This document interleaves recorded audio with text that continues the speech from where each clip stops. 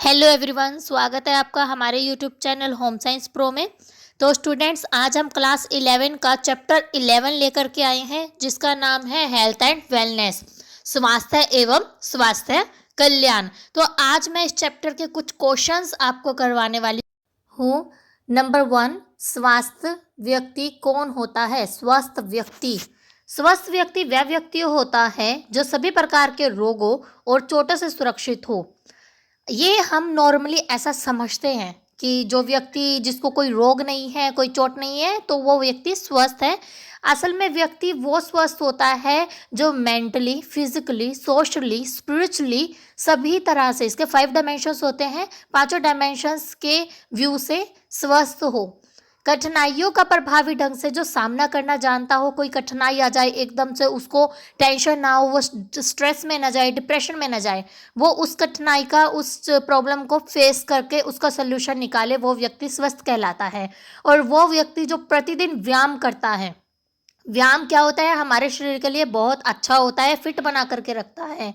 और उचित आहार, अब उचित आहार कौन सा है? एक स्वस्थ आहार है जो हमारे शरीर की रिक्वायरमेंट्स को पूरा करता है, जो हमारे शरीर को स्वस्थ बनाए रखने में हमारी मदद करता है। गुणवत्ता का जीवन होता है, क्वालिटी भरा एक लाइफ हमारी, जिसमें गुण हो। शारीरिक द्रव्यमान सूचकांक मतलब कि BMI, बॉडी मास इंडेक्स।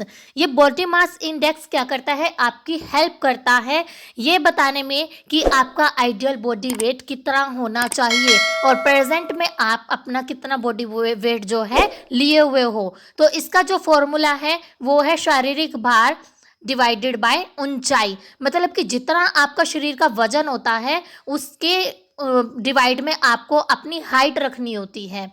तो जैसे मैंने यहाँ पर बॉडी मास इंडेक्स का एक टेबल दिखाया है आपको, तो अगर किसी का अंडरवेट है, कोई अंडरवेट है और उसको पता ही नहीं वो अंडरवेट है, वो कैसे पता चलेगा? जब आप शारीरिक भार के डिवाइड में उसकी हाइट करते हो और उसको जब निकालते हो, अगर वो 18.5 इतना आ जाता है या इससे कम आ जाता है तो वो व्यक्ति अंडरवेट कहलाता है। इसी तरह से जो नॉर्मल व्यक्ति होता है उसका 18.5 से 24.9 तक का जो है बॉडी मास इंडेक्सर जो है नॉर्मल होता है। उसके बाद जो व्यक्ति ओवरवेट होता है उसका 25 से 29.9 तक होता है, और जो व्यक्ति ओबीज होता है उसका 30 से 34.9 होता है। और ओबीज से भी ऊपर की जो हाई स्टेज आती है वो होता है एक्सेसिव ओबीज, तो वो 35 अबव चला जाता है, उसका जो कैलकुलेशन आता है। तो इसके थ्रू आप अपना आइडियल बॉडी वेट काउंट कर सकते हो कि आप नॉर्मल हो, अंडरवेट हो, ओवरवेट हो, ओबीज हो। नंबर 3, सुयोग्यता क्या है? सुयोग्यता एक तरह से फिटनेस होती है, ठीक है। अब फिटनेस होती क्या है? शारीरिक रूप से तंदुरुस्त और निरोगी होने की स्थिति।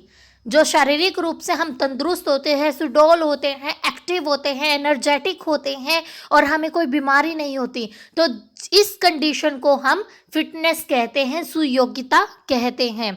और ये जो तंदुरुस्ती है और ये निरोगी शरीर है, योगा करने से, एक्सरसाइज करने से, वॉकिंग करने से और गुड जो हैबिट्स होती है, फूड हैबिट्स हमारी, उनसे हमें मिलता है।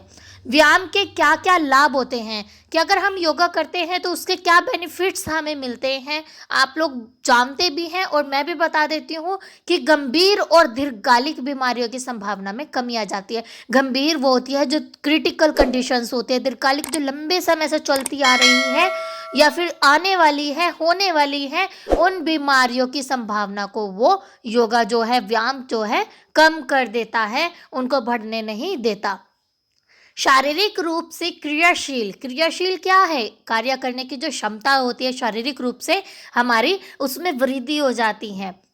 तनाव, अनिद्रा, कब्ज के उपचार में सहायता। अगर आप व्यायाम करते हो तो आपको किसी भी तरह का स्ट्रेस नहीं होता, आपकी नींद नहीं जाती, आपके पेट खराब नहीं रहता, कब्ज नहीं होती, और इन सब चीज़ों में जो है ये ट्रीट करता है आपको व्यायाम। ये एक तरह से आपका ट्रीटमेंट होता है, एक प्रिवेंशन होता है इन सब चीज़ों से बचने के लिए। शारीरिक भार को कम करने में भी ये हेल्प करता है कि अगर आपका वजन ज़्यादा है आपके हाइट और एज के अकॉर्डिंग, तो ये आपके शारीरिक भार को भी कम कर देता है। कौन? व्यायाम, योगा, एक्सरसाइज, वॉकिंग।